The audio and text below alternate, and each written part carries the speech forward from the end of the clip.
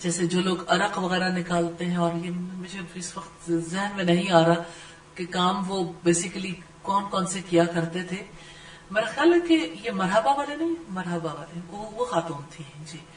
اب وہ کہتی ہے کہ ہم عطر تیار کر کے لائے ہیں اور یہ عطر بہت زیادہ قیمتی ہے، لیکن اپنے سچے جذبوں کا اظہار کرنا چاہتے ہیں. کوئی وقت ہوگا جب ان کا خیال اس جانب گیا ہوگا کہ ہم دنیا میں لوگوں تک گلاب کی خوشبو کو پہنچاتے ہیں،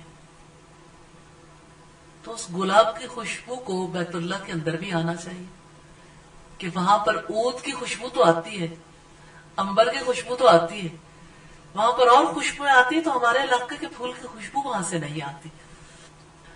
مواقع تو آپ کے پاس بھی ہے اپنے رب کو اپنانے کے لیے.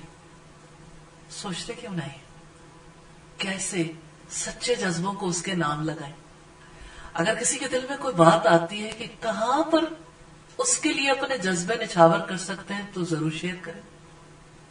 عمر بن جموع سے سبق حاصل کرتے ہوئے عبرت.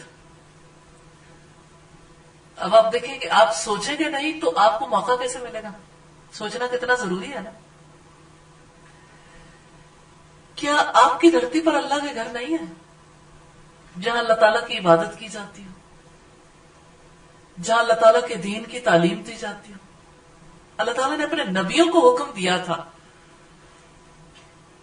حضرت ابراہیم اور حضرت اسماعیل کو، کہ میرے گھر کو طواف کرنے والوں کے لیے، اعتکاف کرنے والوں کے لیے، رکوع اور سجدے کرنے والوں کے لیے صاف رکھو.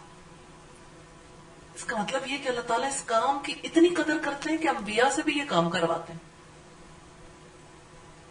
ایک خاتون کے بارے میں ضرور آپ کے ساتھ شیئر کرنا چاہوں گی.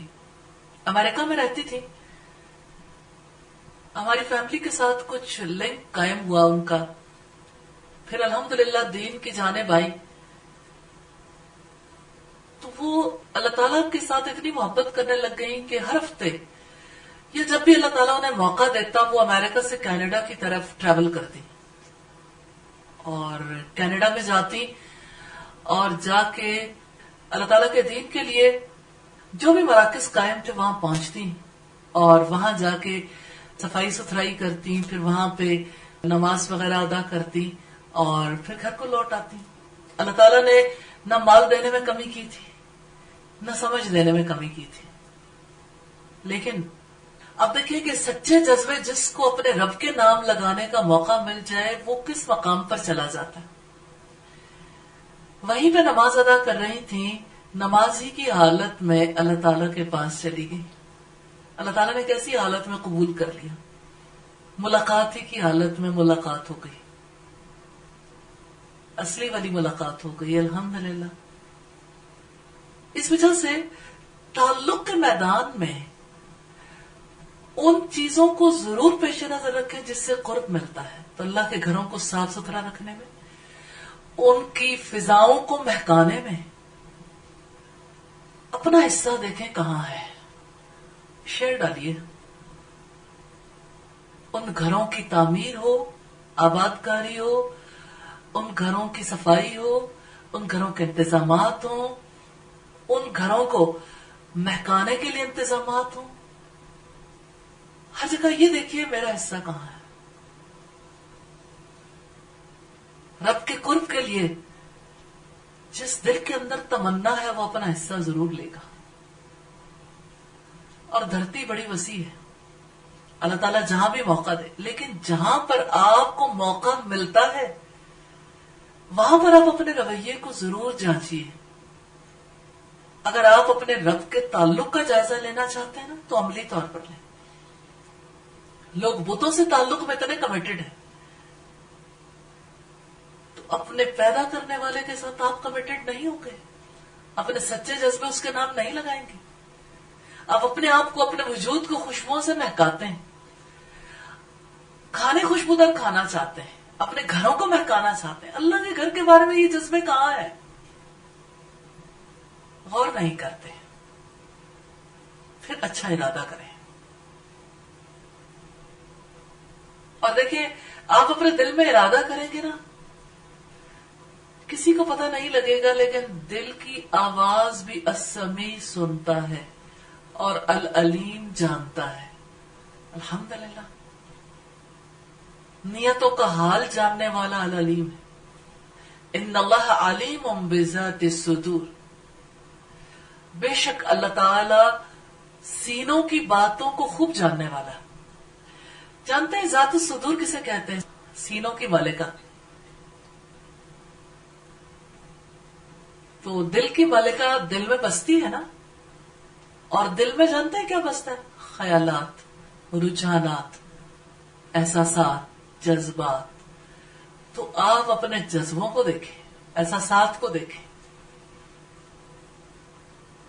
کہاں تک یہ جذبے جو اللہ کے لیے خالص ہیں، ہونے چاہیے، دلوں کے اندر بسے ہوئے ہیں. کیا جذبوں میں کوئی ملاوٹ تو نہیں ہے؟ کیا احساسات میں کوئی ملاوٹ تو نہیں ہے؟ کیا رجحانات کسی اور جانب تو نہیں ہے؟ کیا کسی اور چیز کے بارے میں خیالات تو دل میں بسے نہیں رہتے؟ جوگی جیلوی کہتا ہے، پنجابی شاعر، کہ نہ مال نال زندگی نہ زال نال زندگی. زال بیوی کو کہتے ہیں، نہ مال نال زندگی نہ زال نال زندگی، خیال نال موت تے خیال نال زندگی. اگر آپ چاہتے ہیں ایمانی زندگی ہمیں نصیب ہو تو خیال نال موت تے خیال نال زندگی. اپنے خیالات کا رخ کعبے کی طرف کر دیں، قبلے کی طرف کر دیں. اپنے احساسات کا رخ اس جانب کریں.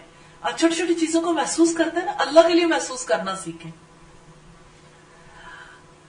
آپ کے دل میں کتنی چیزوں کے بارے میں جذبات ابھرتے ہیں، اپنے جذبوں کو اللہ کے لیے خالص کریں.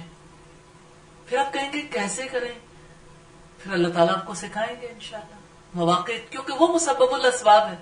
جب آپ کوئی کام کرنا چاہیں گے تو آپ کا کام کیا ہے؟ آپ کہیں اہدنا الصراط المستقیم صراط الذین انعمت علیہم،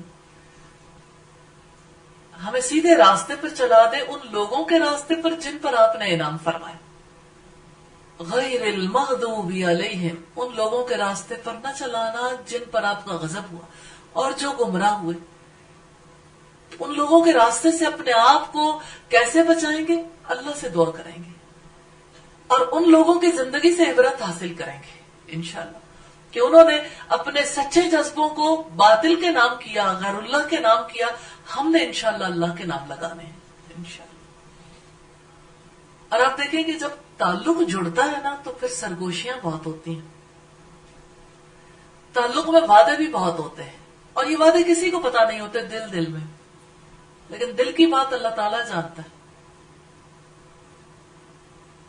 آپ اپنے دل میں اسے بسائیں گے تب آپ کو بشارتوں پر یقین آئے گا. اور اللہ کی بشارتیں قرآن میں جا بجا ہیں، لیکن انسان کے دل میں بستی نہیں، کیونکہ اللہ تعالیٰ دل میں نہیں بستے. جب اللہ تعالیٰ کو دل میں بسائیں گے انشاءاللہ، یادوں سے، ذکر سے، دعاؤں سے، سرگوشیوں سے، اپنے احساسات، اپنے جذبات، اپنے خیالات، رجحانات کا رخ اس طرف موڑیں گے انشاءاللہ، اور اللہ تعالیٰ سے دعائیں کریں گے تو انشاءاللہ زندگی بدل جائے گی.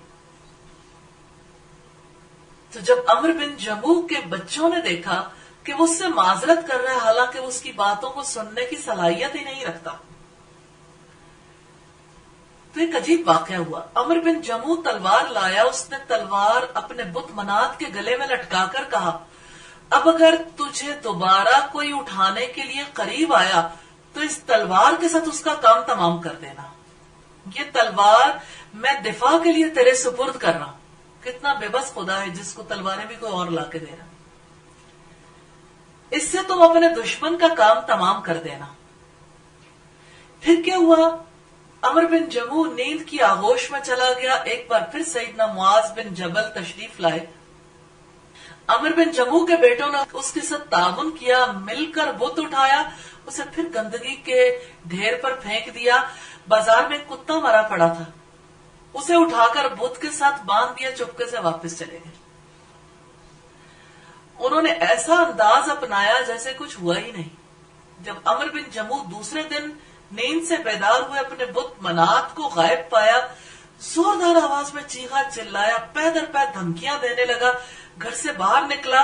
جب اس نے دیکھا کہ اس کا بت گندگی کے ڈھیر پر پڑا ہے اور اس کے گلے میں مرا ہوا کتا بندھا ہوا ہے اور اس نے اپنا دفاع نہیں کیا، تو عمر بن جموح کے دل پر چوٹ لگی کہ یہ تو اس قابل بھی نہیں کہ اپنا دفاع کر سکے، میں نے تو اسے تلوار بھی دی تھی، میں نے اسے کل بھی دھویا، اسے صاف کیا، اسے عطر لگایا، اور یہ کیسا ہے کہ اپنے لیے کچھ بھی کرنے کے قابل نہیں۔ بس یہ وہ لمحہ تھا جب اسلام کی پہلی دستک عمر بن جموح کے دل پر پڑی۔ عمر بن جموح نے سوچا کہ جب یہ اپنی تذلیل پر خوش ہے، اپنی عزت کی سے کوئی پرواہ نہیں، تو اس نے اسے وہیں گندگی میں پڑا چھوڑ دیا، لیکن پریشان حال گھر واپس آ گیا۔ آپ جانتے ہیں کہ جب انسان کے نظریات اور اس کے عقائد ٹوٹتے ہیں تو بہت زیادہ انسان پریشان ہوتا ہے۔ یہ وقت ایسا ہوتا ہے جس کو آپ صحیح معنوں میں ڈپریشن پیریڈ کہہ سکتے ہیں، کیونکہ انسان کے اندر کی ٹوٹ پھوٹ اپنے عروج پر پہنچ جاتی ہے، سامنے والا راستہ بھی کلیئر نہیں ہے۔ جب روشنی واضح ہو جاتی ہے، جب نور انسان کے دل کا احاطہ کر لیتا ہے، پھر تو انسان تسکین میں آ جاتا ہے۔ جب انسان کو کچھ پتہ نہیں ہوتا تو اس کی تکلیف بہت زیادہ بڑھ جاتی ہے۔ عمر بن جموح بھی اسی تکلیف کے ساتھ گھر آیا۔ جب اس کی بیوی ہند اور بیٹوں نے اسے غمزدہ دیکھا تو اس سے پوچھا کہ آج آپ اتنے غمزدہ کیوں ہیں؟ تو انہوں نے انہیں کوئی جواب نہیں دیا۔ پھر لمبی آہ بھرتے ہوئے اپنی بیوی ہند سے کہا، آپ کے بیٹوں نے آپ کی مخالفت تو نہیں کی؟ جس اندیشے کا میں نے آپ سے تذکرہ کیا تھا انہوں نے اس کا خیال رکھا ہوگا۔ ہند نے کہا، بالکل انہوں نے میری ہدایات پر عمل کیا۔ اب عمر بن جموح کچھ اور کہہ رہا تھا اور ہند کچھ اور جواب دے رہی تھی۔ یہ وہ موقع ہے جہاں بہت کانشیس ہونے کی ضرورت ہے، کیونکہ بڑی کریٹیکل سٹیج ہے، بڑا کریٹیکل موڈ ہے، جہاں سیدہ ہند کی ذہانت ہمیں نظر آتی ہے کہ کس طرح سے انہوں نے اپنے شوہر کو ایک طرف تسلی بھی دلائی اور دوسری طرف اگلا چیپٹر بھی اوپن کر دیا۔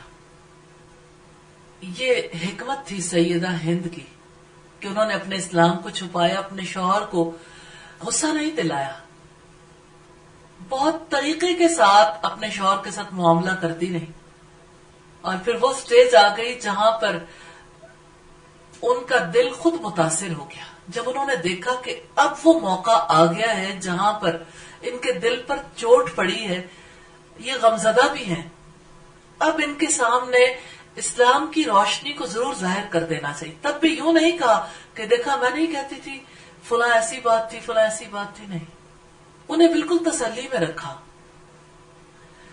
اور انہیں یہ بھی کہا کہ ہاں میں نے جو انہیں ہدایات دی انہوں نے بھرپور طریقے سے اس پہ عمل کیا ہے۔